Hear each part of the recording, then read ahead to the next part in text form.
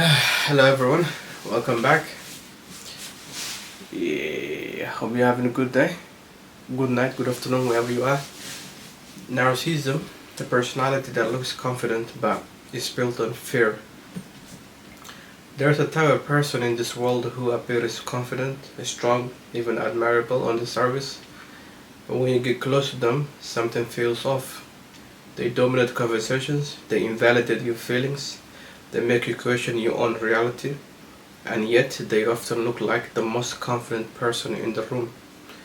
So today I want to talk about narcissism, not the thing that's nowadays going on the internet, but the psychological structure behind it. Because narcissism is not just arrogant, it's not just ego. At its core, narcissism is a fragile personality organized around fear, shame, and emotional survival. What is a narcissism? Narcissism is a defense structure. It is a personality style built to protect a deeply wounded inner self, usually formed early in life when a child learns who I am is not enough. Instead of developing a stable sense of self, the narcissistic individual develops a false self, an image designed to gain admiration, control, and validation. So,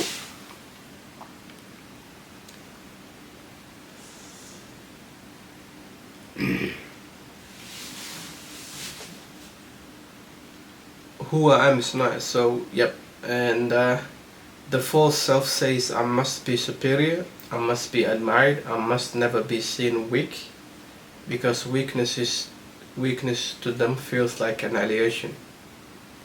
Why narcissists seem confident? This is the question, or this is where so many people get confused. They ask, how can someone who is so insecure act so confident?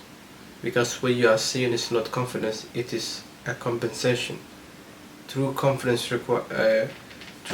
is quiet. It doesn't need an audience. It doesn't collapse when criticized. Narcissistic confidence is loud, rigid, and fragile. The moment they feel disrespected, ignored, challenged, or exposed, they experience something called narcissistic injury. And that's when the mask cracks. Narcissistic injury and rage. When a narcissist's self-image is threatened, their nervous system reacts as if they are under attack. So this can lead to rage, silent treatment, gaslighting, humiliation of others, sudden withdrawal, not because they are evil, but because emotionally they never learned how to regulate shame. So shame to a narcissist feels unbearable. So instead of feeling it, they project it. And then they make you feel small, confused, guilt, or unstable. Why? So they don't have to feel it. Why narcissists need control? Control is safety. For a narcissist, controlling the narrative, controlling people, controlling how they are perceived, is how they prevent emotional collapse. And that's why they often rewrite history, deny obvious facts, twist conversations, blame other people for their behavior. And it's not about the truth, it's about maintaining the false self.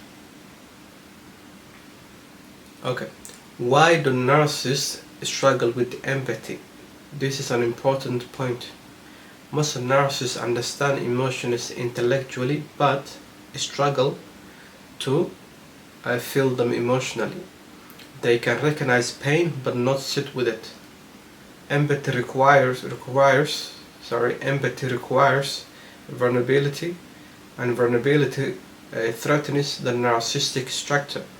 So instead of empathy, they offer or give you advice. Instead of understanding, they use logic. Instead of comfort, they criticize. Instead of caring, and Where does this come from? What is the root behind narcissism? Narcissism doesn't come from being loved too much. It usually comes from being emotionally neglected, conditionally valued, praised for performance, not authenticity, criticized or shamed for vulnerability, and the child learns that I'm only valued when I perform. So they become adults who perform personalities. Why are narcissists drawn to empathetic or people with empathy? This is crucial. Narcissists are often drawn to people who've got empathy, a lot of patience, people who are forgiven, people who self-reflect. And why is that? Because these people supply, number one, validation, emotional regulation, identity reinforcement. But over time, the empathetic person becomes drained, confused, and diminished. Why? Not because they are weak, but because they are given what the narcissist never learned to generate internally. Okay, can the narcissist change? This is the question a lot of people ask, or everyone's asking nowadays. And the honest answer is yes, but rarely.